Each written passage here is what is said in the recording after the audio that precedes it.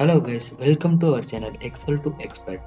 நம்ம இந்த சீரீஸில் எக்ஸலில் யூஸ் பண்ணக்கூடிய இம்பார்ட்டண்டான ஃபார்முலாஸ் பற்றி பார்த்துட்டு இருக்கோம். ப்ரீவியஸ் பார்ட்ஸில் நம்ம some if, count if, minimum, maximum, median, subtotal நிறைய ஃபார்முலாஸ் பற்றி பார்த்துக்கணும்.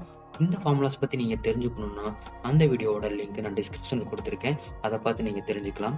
இந்த பார்ட்டில் நம்ம பார்க்கக்கூடிய ஃபார்முலா என்னென்னா இஃப் அண்ட் இஃப் எரர். எக்ஸல்லையே இஃப்ங்கிற ஃபார்முலா ரொம்ப ரொம்ப முக்கியமாக நம்ம அதிக இடத்துல யூஸ் பண்ணக்கூடிய ஃபார்முலா. இந்த ஃபார்முலாவை நம்ம எப்போ யூஸ் பண்ணணும், எப்படி யூஸ் பண்ணிட்டு கொஞ்சம் டீட்டெயில்டாக பார்க்கலாம் வாங்க. Okay, let's start.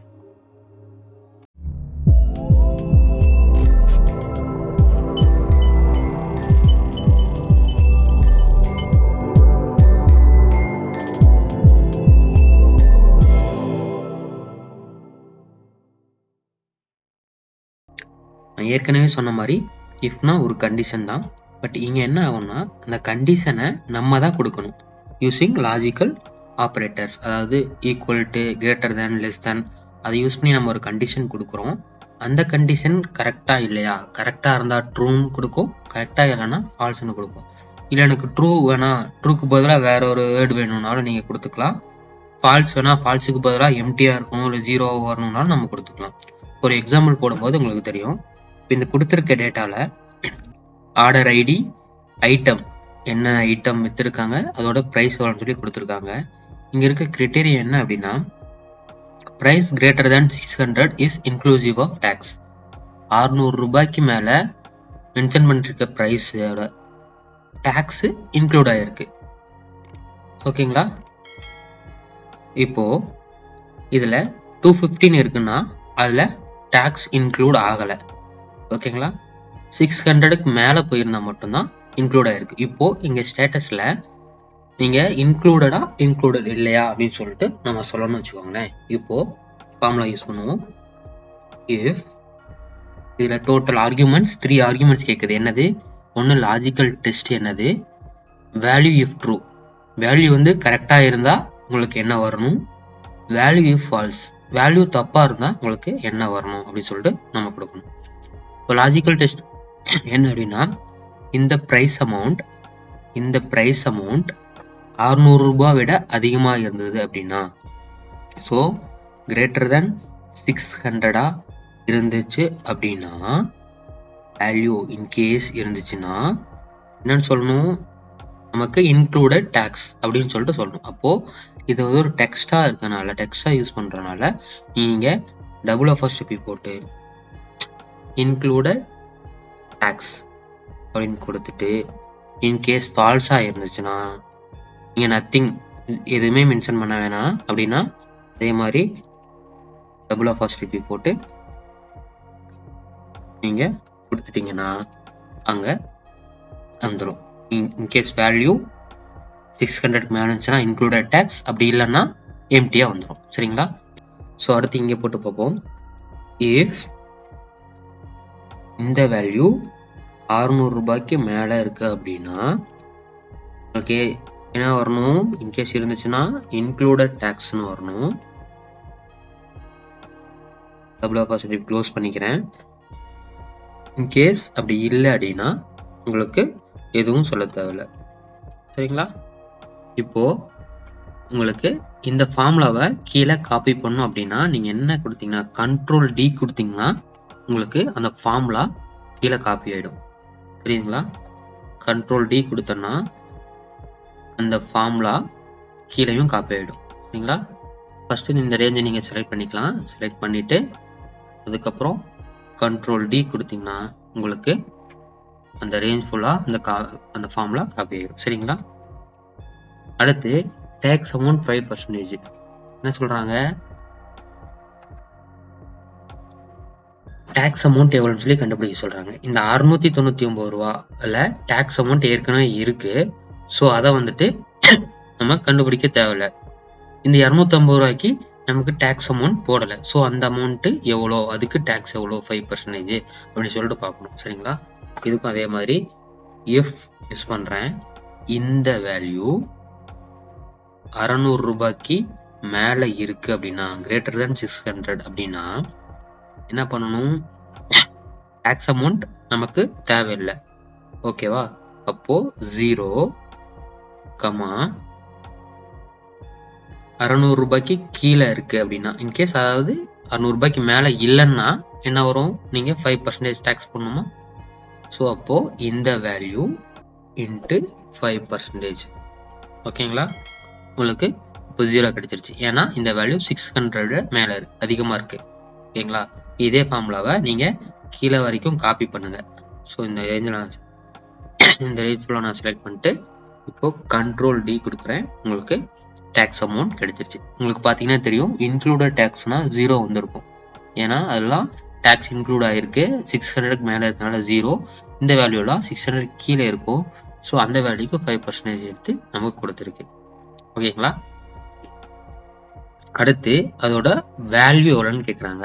ஓகேங்களா, டேக்ஸ் அமௌண்ட் வச்சு அதோட வேல்யூ எவ்வளோன்னு சொல்லிட்டு கேட்குறாங்க. நீங்கள் இதுக்குமே இஃப் ஃபார்முலா யூஸ் பண்ணலாம். ஓகேங்களா, அப்படி இல்லைன்னா நீங்கள் இந்த 2 வேல்யூ ஆட் பண்ணிங்கனாலும் உங்களுக்கு அமௌண்ட் வந்துடும். பட் நம்ம இஃப் ஃபார்முலா பற்றி தெரிஞ்சுக்கிறனால இஃப் ஃபார்முலா யூஸ் பண்ணுறேன். இஃப் புரியணுங்கிறதுக்காக இந்த வேல்யூ 600 ரூபாய்க்கு மேலே இருக்கு அப்படின்னா 600 ரூபாய்க்கு மேலே இருந்துச்சுன்னா இன்க்ளூடட் டேக்ஸ். ஸோ என்ன ஆகும்னா அதே வேல்யூவே எனக்கு எடுத்துக்கணும். அப்படி இல்லை அப்படின்னா ஒரு பிராக்கெட் ஓபன் பண்ணிக்கோங்க. எதுக்குன்னு நான் சொல்றேன். இந்த வேல்யூவோட 5% டேக்ஸ் அமௌண்ட் பிளஸ் இந்த அமௌண்ட் கூட்டினீங்கன்னா உங்களுக்கு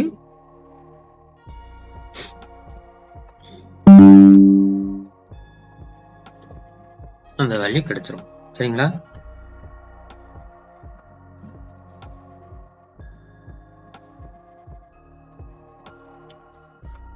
இந்த ஃபார்முலா எப்படி யூஸ் பண்ணியிருக்கேன்னு பாருங்க. இந்த D7க்கு 5% டேக்ஸ் எடுத்திருக்கேன். ஓகேங்களா, அதோட D7 கூட்டியிருக்கேன். ஏன்னா இது இன்க்ளூடட் டேக்ஸா இருந்துச்சுன்னா அதே வேல்யூவை அப்படியே எடுத்துக்கும்.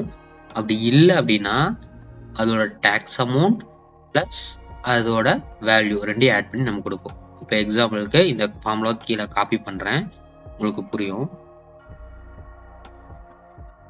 இந்த ரேஞ்சை நான் செலக்ட் பண்ணிட்டு கண்ட்ரோல் டி கொடுத்தேன்னா உங்களுக்கு அதோட வேல்யூ எவ்வளோன்னு சொல்லிட்டு வந்துடும். பார்த்தீங்கன்னா 250யோட 5% டேக்ஸ் 12.5 ஆட் ஆகி உங்களுக்கு 262.5 ருபீஸ் வந்துடுது. ஓகேங்களா, நெக்ஸ்ட் நமக்கு என்ன கேட்டிருக்காங்க, சைஸ் ஆஃப் பீஸா என்னன்னு சொல்லி கேட்டிருக்காங்க. இதுக்கு நமக்கு ஒரு கண்டிஷன் கொடுத்துருக்காங்க. அந்த கண்டிஷனை நான் இங்கே காப்பி பண்ணிக்கிறேன், நமக்கு ஈஸியாக தெரியணுங்கிறதுக்காக. ஓகேங்களா, இதில் பார்த்தீங்கன்னா உங்களுக்கு தெரியும் மொத்தம் 3 கண்டிஷன் கொடுத்துருக்காங்க. ப்ரைஸ் ரேஞ்ச் 0 to 600க்குள்ளே இருந்துச்சுன்னா ஸ்மால் சைஸ்னு மென்ஷன் பண்ணணும். 600 to 1000னா மீடியம்னும், greater than 1000னா லார்ஜ்னு சொல்லிட்டு கொடுத்துருக்காங்க. ஓகேங்களா, நம்ம 2 கண்டிஷன் இருந்துச்சுன்னா நம்ம ஈஸியாக எடுத்து வந்துருப்போம். அது என்னன்னா, இஃப் அந்த வேல்யூ 600க்கு மேலே இருந்ததுன்னா நீங்கள் வந்துட்டு இங்கே ஸ்மால்னோ ஒரு மீடியமோ நம்ம 2 கண்டிஷன் யூஸ் பண்ணி எடுத்து வந்துருக்கலாம். பட் இங்கே 3 கண்டிஷன் கொடுத்துருக்காங்க.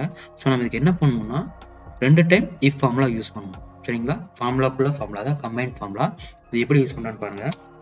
இஃப் ஃபர்ஸ்ட் ஏதாவது 2 கண்டிஷனை நம்ம செலக்ட் பண்ணிக்கிறோம். ஓகேங்களா, அதில் இப்போ பாருங்க இந்த வேல்யூ 600 விட கம்மியாக இருக்கு அப்படின்னா நமக்கு ஸ்மால் சைஸ்னு மென்ஷன் பண்ணணும். சரிங்களா, இப்போ இந்த வேல்யூ இஃப் ஃபால்ஸ்க்கு பதிலாக நீங்கள் என்ன பண்ண போறீங்கன்னா இன்னொரு இஃப் ஃபார்முலா யூஸ் பண்ண போறீங்க. ஈக்குவல் டு கொடுக்கக்கூடாது, நீங்கள் அப்படியே ஸ்ட்ரெயிட்டாக இஃப்னு கொடுத்தீங்கனாலே அது ஃபங்க்ஷனாக எடுத்துக்கும். கொடுத்து மறுபடியும் இந்த வேல்யூ இந்த 2 கண்டிஷனில் பார்க்குறீங்க. இந்த 2 கண்டிஷனில் நான் இதை எடுத்துக்கிறேன். 1000 ருபீஸ்க்கு மேலே இருக்குது. ஏன்னா ஒரே ஒரு லாஜிக்கல் ஆப்ரேட்டர் யூஸ் பண்ணால் போதும். கிரேட்டர் தேன் 1000 அப்படின்னா உங்களுக்கு லார்ஜ்னு எடுத்துக்கணும். அப்படி இல்லையா மீடியம் சைஸ்னு எடுத்துக்கணும். ஓகேவா, மீடியம்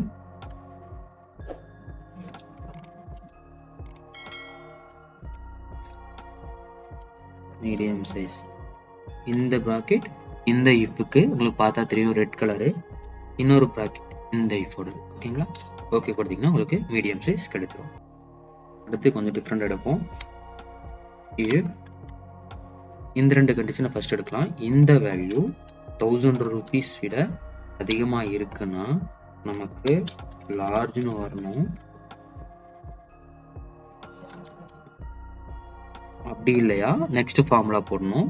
இந்த 2 கண்டிஷன் எடுத்து இதுல நான் இந்த கண்டிஷன் எடுத்துக்கிறேன். இந்த வேல்யூ less than 600னா நமக்கு ஸ்மால் சைஸ்னும்,